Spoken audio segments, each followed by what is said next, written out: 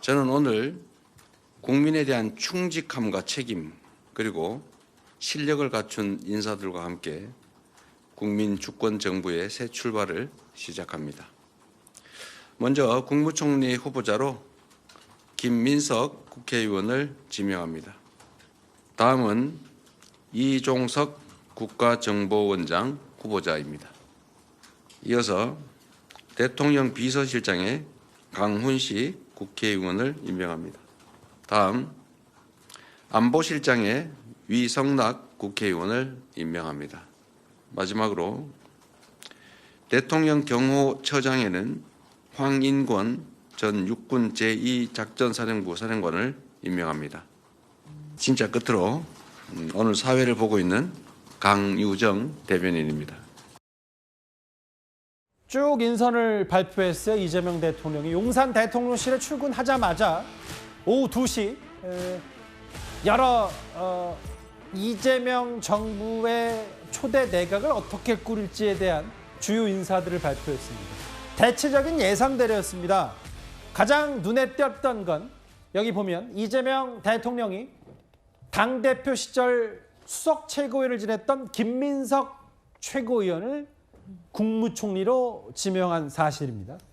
사선의 김민석 최고위원, 장윤주 변호사님.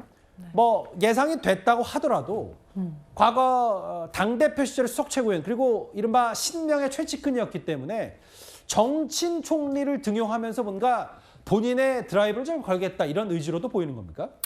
그런 측면도 있어 보입니다. 아시다시피 김민석 의원 같은 경우에는 사실 당 내에서도 좀 당원들의 그리고 지지자들의 신뢰를 또 공고히 받고 있는 분이기도 하고요.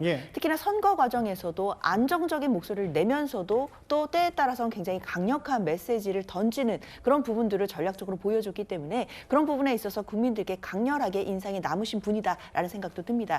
그렇기 때문에 사실상 김민석 의원이 보여주고 있는 좀 또 통합이나 합리적인 모습 이런 모습들은 좀 총리로서 국민들께 또 어필할 수 있는 부분이 충분히 있다라고 생각이 들고요. 또 지지하시는 또 지지자분들이 보시기에는 김민석 의원이 뭐 당내에서 소속 최고위원을 거치든지 또는 선대위에서 활동하는 모습을 보면서 점잖지만 그리고 때로는 강렬한 메시지를 내는 모습을 보면서 사실상 이재명 대통령의 어떤 정치 철학이라든지 정책에 대해서 이해도가 굉장히 높다라는 평가가 있거든요. 그렇다면 결국 국정을 책임지는 2인자로서 이재명 대통령과의 어떤 그런 합을 제대로 보여줄 수 있지 않을까라는 기대가 지금 크게 나오고 있는 상황입니다. 그렇지만 이재명 대통령이 계속해서 이야기하고 있는 국민 통합이라는 과제가 분명히 있고 분명히 야당에서는 김민석 지명자로 해야 될까요? 그 김민석 후보자가 관련된 부분을 제대로 할 수 있을지에 대한 비판이나 공격, 견제는 분명히 나올 수 있는 부분이 있기 때문에 그런 부분에 대해서 김민석 지명자가 좀 준비를 해야 되지 않겠나라는 생각은 듭니다. 여기 한번 면면을 살펴볼게요. 이재명 대통령의 선택을 받은, 낙점을 받은 국무총리 김민석, 대통령 비서실장 강훈식, 국정원장 이종석, 국가안보실장의 위성락, 경호처장의 황인권 전 육군대장, 대통령 대변인의 강유정 의원인데요. 윤석 대변인, 이제 면면을 보면 물론 뭐 이게 조기 대선이고 인수위가 없기 때문에 비교적 검증을 거친 이제 국회의원들을 중용한 측면도 있어 보입니다만 뭐 그럼에도 정치인 일색이라고 볼 수도 있어서 이게 뭐 청문회라든지 이런 것도 염두에 둔 포석인 겁니까? 청문회를 뭐 전혀 염두에 두지 않았다 이렇게 보기는 어렵겠죠. 그러나 뭐 민주당이 지금 180석 가까이 의석수를 점유하고 있는데 청문회에서 뭐 청문 보고서 채택하는 거는 문제가 없을 거고요. 일단 이재명 대통령이 인수위 없이 바로 임기를 시작하는 상황이기 때문에 국회에서 본인과 계속 호흡을 맞췄던 분들 위주로 가장 중요한 직책을 맡겼다 이렇게 해석하는 것이 맞겠습니다. 국무총리로 김민석 의원을 지명한 것부터가 그런 해석의 근거가 될 수 있겠는데요. 현직 국회의원이 국무총리로 간다 하는 부분이 굉장히 생경합니다. 물론 겸직도 가능하죠. 그렇지만 이제 김민석 의원이 갖고 있는 하나의 캐릭터라고 보면 방금 전 장현주 변호사 말씀하셨지만 대여, 그러니까 과거에 민주당이 야당이었던 시절에 대여 투쟁의 선봉에서 굉장히 강경한 그런 입장을 많이 밝혔던 분이었기 때문에 그런 분이 총리로 이재명 내각의 첫 총리로 지명이 됐다는 것은 앞으로 이재명 정부가 굉장히 강성으로 정부 운영을 하겠다 그런 뜻으로 좀 해석이 됩니다. 탄핵 이후에 조기 대선을 통해서 탄생한 이재명 정부가 통합에 방점을 두고 취임사도 오늘 길게 말씀을 하셨는데 예. 김민석 의원의 총리 지명으로 인해서 통합이라는 것보다는 본인이 어제 수락연설에서 얘기했듯이 첫 번째 사명이 내란 극복이라고 했던 예. 그 부분에 더 방점을 두고 있는 것이 아닌가 지켜보도록 하겠습니다. 근데 이제 아까 이규찬 부위원장님, 아까 김문수 후보도 직접 언급했던 사람이 바로 이종석 전 통일부 장관 국정원장 지명자인데 이게 뭐 아무래도 이 새로운 인선의 의중 중에 잠시만요. 제가 좀 대통령실에 사인을 좀 받았는데요. 네. 아마 이게 강유정 대변인의 첫 번째 공식 브리핑일 수도 있습니다. 2025년 예. 6월 4일 맞네요. 강유정 대통령실 브리핑 시작하겠습니다. 취임 첫날인 2025년 6월 4일 이재명 대통령께서는 취임 후 첫 번째 행정명령으로 비상경제점검 TF 구성을 지시했습니다. 이재명 대통령은 이주호 사회부총리 겸 교육부 장관과 전화통화로 금일 저녁 7시 30분까지 관련 부서 책임자 및 실무자 소집을 지시했습니다. 덧붙여 재난 및 치안, 재해와 관련된 안전 관련 문제에 대해 광역 기초 지방정부를 포함한 실무 책임자급 회의도 내일 오전 중 소집할 것을 지시했습니다.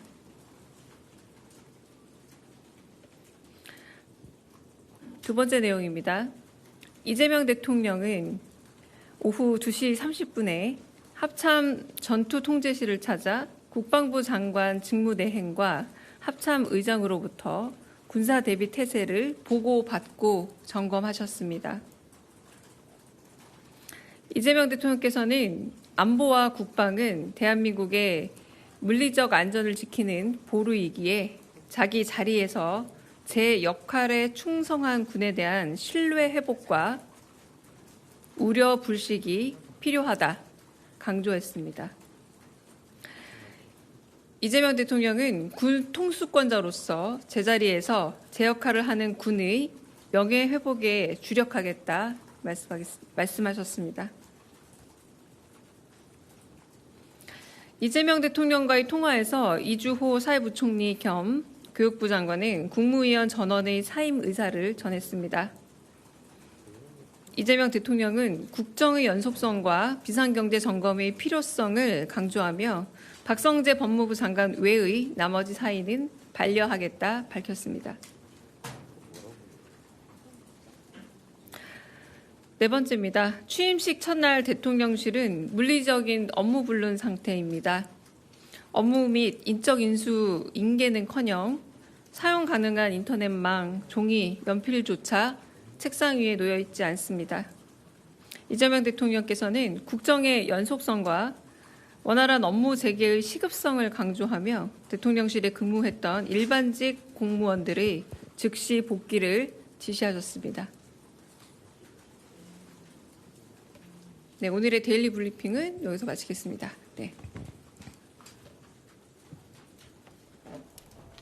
예, 강유정 대변인의 첫 번째 공식 브리핑이었던 것 같고 지금 내오는 내용은 용산 대통령실의 컴퓨터, 인터넷 혹은 필기도구 이런 것들이 준비가 하나도 안 돼 있어서 아까 이재명 대통령은 황당무계라는 표현도 쓰던데 일을 제대로 할 수 없다는 얘기를 좀 하고 있고 앞서는 군 통수권이 자동 이양이 됐고 합동참모본부로부터 국방부 장관 대행에게 보고를 받고 지금 이 장면입니다. 아마 인근에 있는 합동참모본부를 찾아서 군사 대비태세 보고받고 점검했다. 옆에는 이제 위성락 안보실장 이제 맡게 되는 이 동선도 살펴보고요. 김명수 합참 의장와 환담을 나누는 모습 그리고 왼쪽에는 이제 국방부 장관 권한 대행의 모습도 있습니다. 다시 좀 돌아와 볼게요. 이제 첫 번째 브리핑이어서 용산 대통령 현장을 연결해봤고 김민석 총리 지명자와 강훈식 비서실장 뭐 여러 공통점이 있다면 있는 거고 아까 윤석 대변인 말씀처럼 계엄을 가장 먼저 이재명 대통령에게 알린 인물이고 내란 종식, 내란 극복에 대한 메시지도 대선 과정에서 가장 많이 냈던 민주당의 선대위 핵심 참모입니다. 근데 아까 이종석 국정원장 지명자예요. 저 유기찬 부위원장님. 김문수 대선 후보도 분명히 뭔가 이종석 국정원장의 내정이 되는 사실을 보고 뭔가 이 현 정권 벌써부터 이제 첫날부터 문제가 있다는 취지의 얘기를 했던 게 뭐 햇볕 정책을 추진했고 과거 뭐 DJ 정부 혹은 문재인 정부에서도 여러 역할을 했었기 때문에 대북 전문가를 국정원장에 앉힌 까닭에 대한 정보 책임자의 이런 문제 제기를 뭐 국민의힘에서 하는 것 같아요.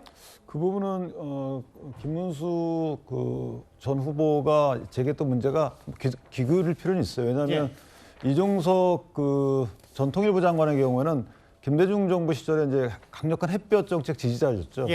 그래서 아마 김대중 대통령을 모시고 특별 수행관 자격으로 평양도 다녀왔던 걸로 제가 기억을 하는데. 그리고 나서 노무현 정부 시절에는 이제 통일부 장관을 하면서 그렇죠. 포용적 대북관의 대명사였어요. 그러니까 사실 뭐 통일부 장관 입장에서 그럴 수 있는데 문제는 이제 국정원장이라는 기관 특수성을 감안할 때 맞느냐 이 부분이죠. 왜냐하면 국정원이라는 것이 이제 대북 정보를 해외 정보, 국내 정보를 취합해서 이걸 대통령께 사실은 본인의 어떤 가치관이 반영되지 않은 정보를 근데 취사 선택 과정에서는 반영될 수밖에 없거든요.